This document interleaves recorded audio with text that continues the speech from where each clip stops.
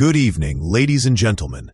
Tonight we turn our attention to a story that has stirred debate across Austria: the salaries of top politicians and how they stack up against each other. In a year where most federal states have announced a pause on salary increases for their political leaders, Vienna's Mayor Michael Ludwig stands out as the highest earner among the state governors, or Landeshauptleute.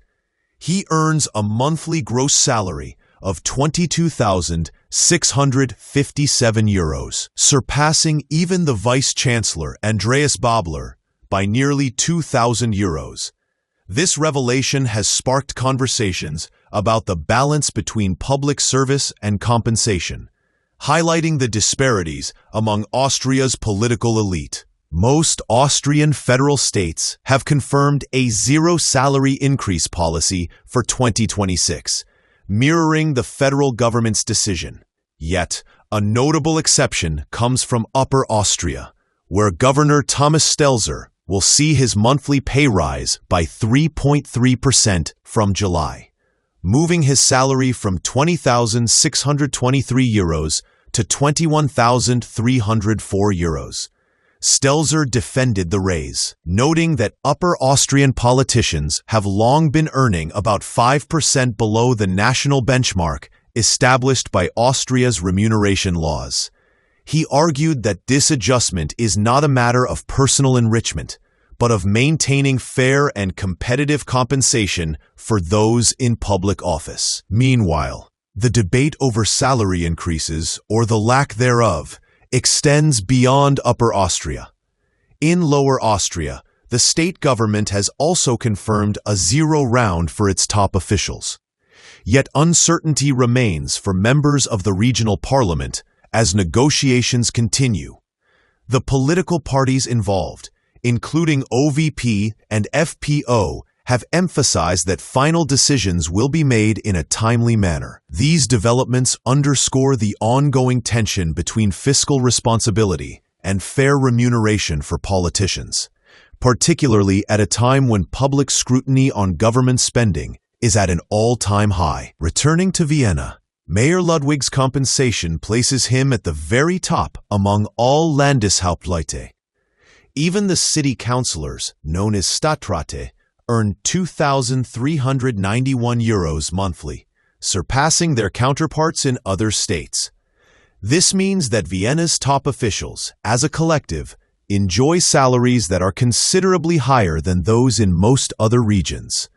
In contrast, the Burgenland, often cited as one of Austria's smaller and less economically robust states, has the lowest figures. Governor Hans-Peter Doskozil earns €17,645, highlighting a gap of more than €5,000 between Austria's highest and lowest paid state leaders. At the second position in the ranking of Landeshauptleute is Lower Austria's Governor Johanna Mikl-Leitner, with a monthly salary of €21,660. The differences between regions raise questions about equity and public perception. Critics argue that while Vienna's government manages a large metropolitan area with unique responsibilities, the salary gap could be perceived as excessive. Proponents, on the other hand, point to the city's complex administration and the significant workload borne by Vienna's officials as justification for higher pay. The zero salary increase in most regions reflects a broader fiscal trend. Governments are navigating economic pressures, including inflation and budgetary constraints, and are keen to avoid public backlash over perceived excesses in politicians' pay. Despite this, Upper Austria's decision to implement a modest increase demonstrates the sensitivity required to maintain morale among elected officials, ensuring that salaries remain competitive with both federal and international standards. For parliamentarians, the picture is slightly different. Vienna's Landtag deputies earn €8,610 monthly, slightly below their counterparts in Lower Austria, who earn €9,063. Meanwhile, Burgenland's deputies are among the lowest paid nationwide, with monthly salaries of €6,394, just above Carinthia's €5,808. These figures show that compensation structures for legislators vary widely across Austria, reflecting regional economic capacities, historical norms, and the political weight of each state. Analysts suggest that the current disparities between regions may have implications beyond public perception. High salaries in Vienna could attract more skilled and experienced candidates, strengthening governance in Austria's capital. Conversely, lower pay in regions such as Burgenland might deter talent or encourage officials to seek opportunities elsewhere, potentially impacting the efficiency and stability of local governance. The challenge for Austria's political system is to balance fair remuneration with public accountability. As discussions continue into 2026, the debate over politicians' salaries is likely to remain a hot topic. With Vienna at the top of the pay scale and some regions adopting zero increases, the conversation underscores broader issues of equity, governance, and public trust.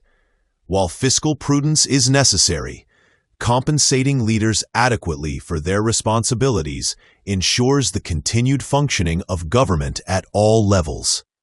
In the coming months, Austrians will be watching closely to see how each state navigates this delicate balance between fairness, performance, and perception. Public reaction to the salary reports has been mixed. On one hand, many Austrians acknowledge that political leadership, especially in a city as complex as Vienna, demands expertise, long hours, and enormous responsibility. However, others are questioning whether it is appropriate for local officials to out-own federal leaders such as the Vice-Chancellor or even national ministers. With inflation still affecting household budgets and the cost of living rising, some citizens see these salaries as symbolic of the growing divide between politicians and the people they serve. Social media discussions and talk shows have echoed this sentiment, calling for greater transparency and a more unified national framework for political compensation. Economists, however, warn against overly simplistic comparisons. They argue that salary levels must be considered in context. Factors such as population size, administrative complexity, and budget responsibility differ widely among Austrian states. Vienna, being both a city and a federal state, manages issues ranging from housing and infrastructure to education and health services, often on a much larger scale than other regions. Still, experts agree that open dialogue about pay structures and clear communication of how salaries are determined could help restore public trust. As the new year approaches, the spotlight remains firmly on how Austria's leaders handle the balance between austerity and accountability.